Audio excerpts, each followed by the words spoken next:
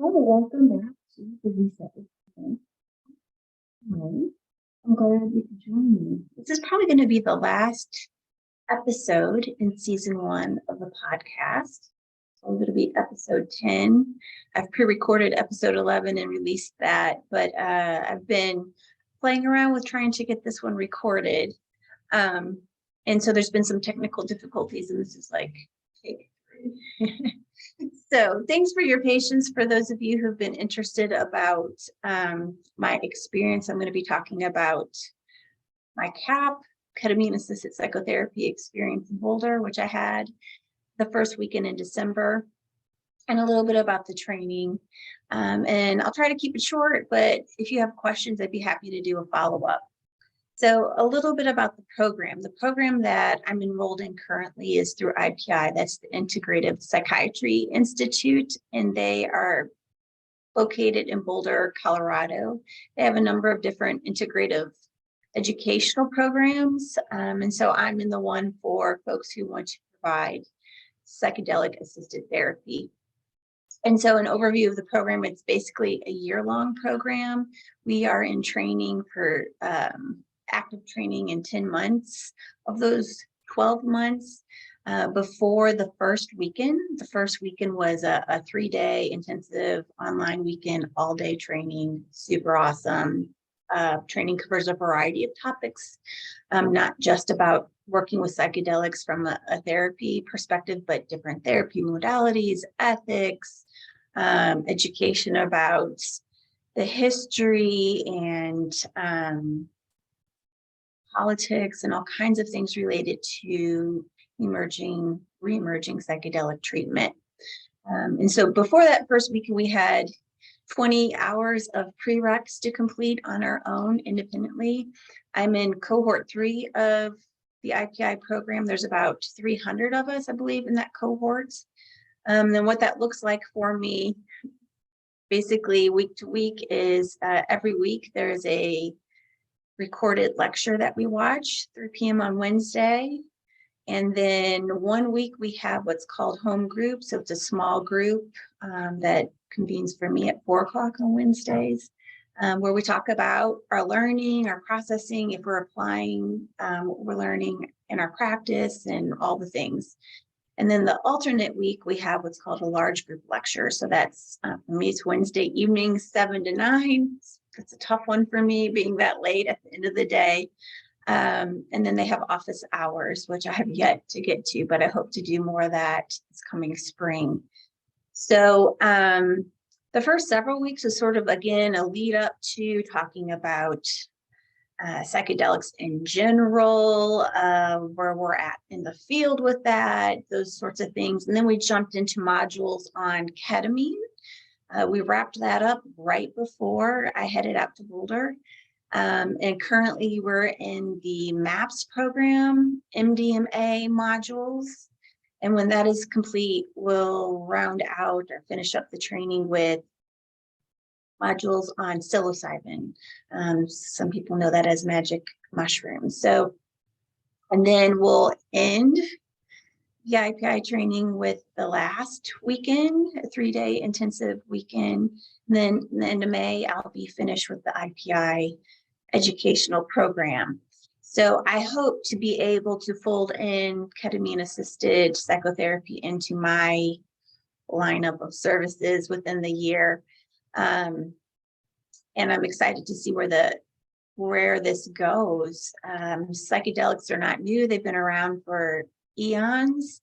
They did go underground because they were made illegal. Use still continued. But MAPS has done such a wonderful job of implementing research to show that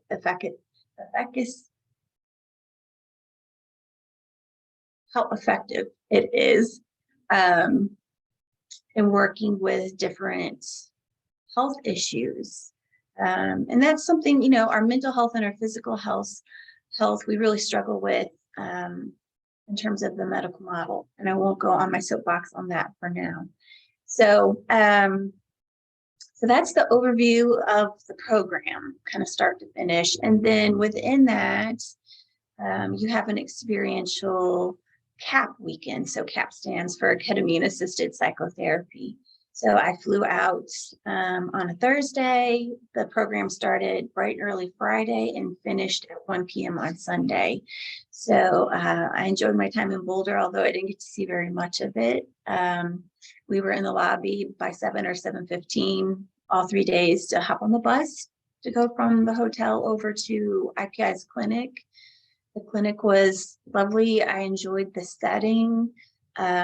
I don't remember the exact count. I think there were about 15 to 20 of us of the 300 that were there for that experiential weekend. And then, of course, lovely and awesome program assistants, trainers were there to facilitate our weekend experience.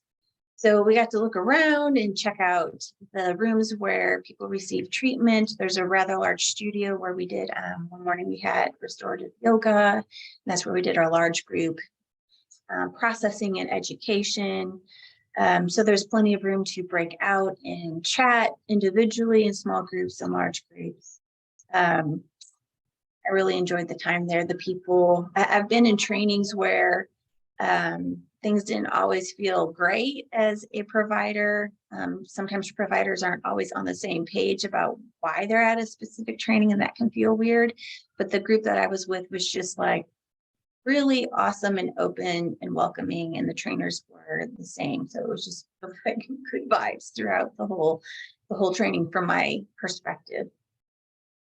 And so there were some educational parts to that 3-day weekend, but the main purpose is to have an opportunity to be in various roles. So in most training programs, there's a triad. You have someone who provides therapy, you have someone who receives therapy, and you typically have a witness, and then you may have program assistants sort of coming in or out.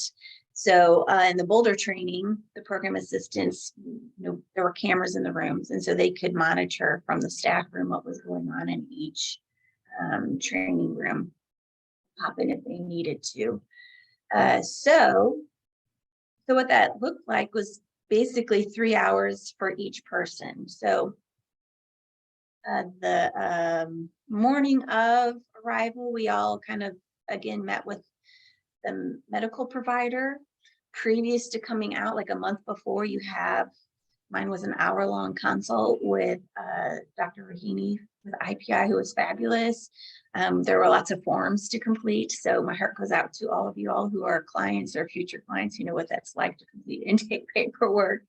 I was a little traumatized from completing some of my paperwork. And so they want to make sure that you're medically cleared to receive ketamine. So, they were just doing a final check Friday morning to make sure blood pressure was in range and other things were good and that you had followed recommendations. So for me, I cut back on drinking alcohol. I made some other lifestyle decisions just to best support my ketamine experiential. Some medications are contraindicated, and some recreational medicine or drugs can dampen the experience of ketamine. If you're going to invest the time and energy to do it, following those recommendations is recommended. So then we started the rounds of treatment or intervention, if you will, that afternoon. There was one round of that, and then Saturday morning there was another round, Saturday afternoon there was another round, and then Sunday was really focused on integration and closing across the group. So in my little 3-person cohort, I was the last to receive medicine. I believe I was witness first, therapist second, and then received last. So Saturday afternoon around 3:30. And so what that looks like is, whether it's ketamine assisted psychotherapy or some other form of psychedelic assisted therapy, when you fold therapy into it, you have prep sessions. And the purpose of the prep session is to meet with your therapist, go over your history, and check in about your intentions. It's helpful to think about what you'd like to get out of your experience. And from the therapist perspective, it's helpful for us to talk about expectations. What I've learned in the training is that each person has within them their own inner healing intelligence, and that each medicine has its own inner healing intelligence, and the people in the room, the witnesses, the therapists, they have their own inner healing intelligence. And so it's allowing that to be present without an agenda. So having an intention, but not having an agenda that is driven and super rigid. So for folks that like to have control, that can be a challenge, or people who are highly defended, that can be a challenge. And so it's recommended. I mean, personally, I would recommend people have done some work, some mental health work, and some physical grounding work. So someone who is able to regulate and resource themselves under times of stress, and they have an idea of their inner system. So the prep session is typically about a 45-minute, 50-minute therapy session. After that prep session, that weekend, the next hour was when you receive medicine. So there's a variety of ways you can receive ketamine. You can have it orally, and each has a different sort of effect and impact. Some are milder and some are more psychedelic. So on the milder ends are the lozenges that you suck for a little bit and you spit out, actually. And so that is something that you could actually do at home. If you have a prescriber who sends that to your home, then you could actually have therapy online and go through that process in that way. There's a nasal spray. Oftentimes people receive IV ketamine in a clinic. And so one of the things that I'm planning on looking into, again, I looked at this last year, but it's been a minute, is who is providing ketamine near me, and who are the prescribers, and who is open to having therapy as a part of it. So one of the program participants, another provider that I spoke with during my training, said, they had tried the sublingual, but didn't have the therapy component with it, didn't have a playlist, didn't have someone to help them set intentions, and just kind of felt a little lost. So I do think it's worth considering having at least a helpful and supportive person to accompany you if you do IV, or other mechanisms of action, if you will, for ketamine. And certainly it's ideal if you have a provider who has been trained in KAP or psychedelic assisted therapy, who is prepared to deal with things that may arise for you and to provide support. So for us in our experiential weekend, we had intramuscular, so that's a shot. And that does give you the most sort of psychedelic experience, if you will. It's not just a psycholytic experience. It's a little bit more intense in terms of dosage. So I'd like to share with you what that was like for me. I know I've posted a picture on Instagram and Facebook, but there was a blow-up mattress on the floor, blankets, pillows. We had mood lighting in terms of we shut the overhead lights off, but had like little lamps going. IPI provided each one of us with eye shades, black eye shades that just sort of rested on your face, and then headphones that played the playlist that they had queued up for us. So each group had their own track. So everybody heard different music for their experience. And the music really helps facilitate that altered state that you experience and helps transport you to different places internally. So for me, again, I was the third to go. Both people that went before me, like 30 seconds to 2 minutes in, like we're giving the thumbs up, like, this is beautiful, this is awesome. I really wanted to be able to provide that feedback to my peers, because I know they were watching and supporting. And I was just like, well, I'm having a ride. I haven't quite landed at the beautiful, awesome, all awesome place. It wasn't a bad ride. I felt like I was kind of like going Mach speed through space is the best word I can describe it. There was lots of visuals. There's a sense of movement, twists and turns. I was experiencing at points expansion and contraction. I felt a sense of expansion and contraction in my face, and I'm pretty sure in my abdomen. However, if you looked at me, you probably didn't see much happening. Ketamine across the board was a pretty quiet experience. So there's that. I think what else. So yeah, that felt sort of punctuated. And then I just kept following the music, and wherever my journey took me. When the music turned to like drumming, I kind of felt like a sense of masculine energy, directive energy. When there were, I remember piano chords really evoked some bittersweets. And then there were other times where I felt like this connection to a collective of female energy. And I have to mention, or I'd like to mention that as I've learned more about psychedelic assisted therapy, and other modalities of healing, people talk about making contact with ancestors or healing guides or spirit animals or other entities or beings. And I was reading the book, I think it's called It Didn't Start With You by Mark Wolin. And so I was like, I'm here for it, ancestors. I'm here for it, spirit animals, beings. Like, anyone want to come visit me during this journey? I am open.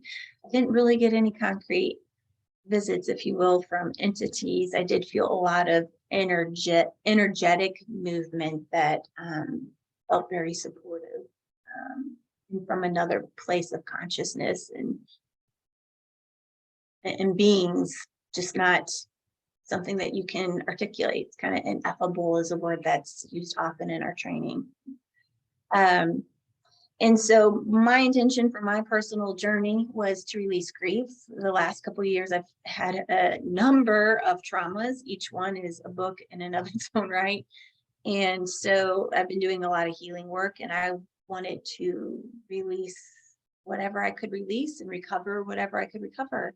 And so my journey looked very tearful. There was a lot of crying. My hair was like matted and soaked from the amount of crying I did. And it felt really good to release, to cry, to know I had safe people around me, just holding space. No one had to fix it or do anything with it, but just allow my process to unfold. And so I would have the release, I would let go, and then I would feel like I received messages of support and clarity. And then as the music would shift, I'd feel gratitude and that bittersweet quality about what I've experienced and lost and what I'm recovering and how I'm resetting. And I'd cry with gratitude. And so it was a beautiful release for me. And I did definitely feel a sense of unburdening. I'm trained in another modality called IFS, or Internal Family Systems, which is another podcast probably coming down the road. But the aim of that is to unburden parts of you that carry wounds or burdens. And so I felt like there was an across the board unburdening process that happened. So about, I'd say 3/4 of the way through the experience, you hatch. That's the term that they call where you are still connected to the medicine and you can continue with it. Checking my messages. Okay. You can continue being in it, but you're also a little bit more oriented to the room and what's going on around you. I know a couple times an alarm went off because I had a pulse ox on my finger. That's part of the monitoring. There were points in my process where I held my breath. I feel bad to my sitters and therapists. I probably should have mentioned to them that that is one of the things that I do. As a result of my own trauma history, I have some armoring and nervous system activation, and I hold my breath more often than I'd like and clench my jaw. So I did hold my breath. So, and then once, the experience kind of concludes, your time runs out, the medicine runs through, whatever happens. Time was running out. Everyone had sort of wrapped up their medicine journey, and people were reconvening in the large group. I was a little delayed in getting my medicine. So I went to the large group and we processed. I went back to the hotel that evening and just allowed some of that to settle and land and journaled and reflected.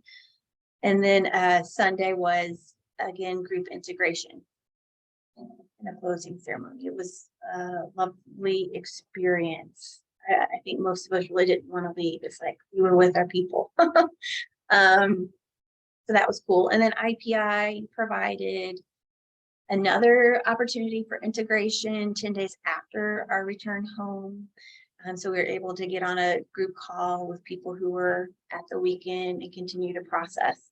And so I know that people who receive ketamine for mental health sometimes need to have it like a series, especially if you're doing IV. They might need to have boosters. And so I was curious to see, for me personally, what stuck and if there was anything that sort of wandered off. And what I've noticed is just more clarity and connection to aspects of me that I felt like I had a deeper dive. So the grief is still there for me about trauma and losses I've experienced, but it's not so pushed down that I can't reach it on my own. It's closer to the surface where I can experience it and work with it when I need to, feel it when I need to feel it. So grief is not always fun to experience, but feeling it is helpful for healing. So I'm appreciative of that. And areas in my inner world where I feel conflicted historically, the conflict might still be there, but it's clear. And I have more clarity about what I want to do in moving forward with very specific things and more general issues. So I'm really grateful for that, the release in the session and the benefits that have carried over. Several people in my training, videos I've watched as a part of the training, things I've seen outside of the training, people who've received ketamine or other psychedelic assisted therapies have said one session can be like having several years of therapy at one time, meaning that there's more movement. That altered state of consciousness really does allow your brain to sort of have a different experience. A lot of folks who have mental health history, so like people who are eligible for ketamine typically are labeled treatment resistant. They haven't responded well to talk therapy, or they haven't responded well to various medications, antidepressants. And so they may have some like really constricted, defensive sort of thinking processes. And so psychedelics and ketamine allows you to sort of jump tracks to other circuits in your brain and to move things from one circuit in your brain to another. And that's what mental health is. It's sort of like, okay, if you've been stuck in a grooved track, getting the same results, and you're able to start creating a new neural pathway, and with repetition, you're able to smooth that and make it operate faster and easier for you, that's healing work. And so that's pretty exciting about psychedelic assisted therapy, is that it can help move the needle, and especially for people who have been struggling for years and decades or their whole life with mental health challenges that have not responded well to treatment that's available through medical model. So I'm personally curious to see how the movement unfolds. I know part of our training is to give the caution, to move with high integrity and ethics, and do our best to make sure that as providers, we are not doing harm, and we're helping people, and we're helping the movement move forward so that more people can have access to care. So I think that feels like most everything I wanted to say. A couple of things about after receiving medicine, I guess I'll mention, is you're not able to drive yourself home, so you need to have a ride. People are given instructions to, ideally don't go back to work. You go home and hopefully have some space to decompress. If you have supportive people you'd like to talk about your experience with, that's great, but it's also okay to say you don't want to talk about it, and to give yourself some time and space to reflect and integrate. So just really having some of that gentleness and space and time that we don't often grant ourselves in our American culture. And then the other thing is people often feel great and like get clarity about life decisions that they've made, and so our trainers are like, don't make any major decisions, like let this land. Sometimes people have wanted to like quit their job or end a relationship or make a sudden move, and the advice we got is like, that's great, but let's just let the dust settle before you go ahead and make those major life changes. Let the medicine run out of your system too. So there's that. So overall, it was a really awesome experience. I'm grateful that I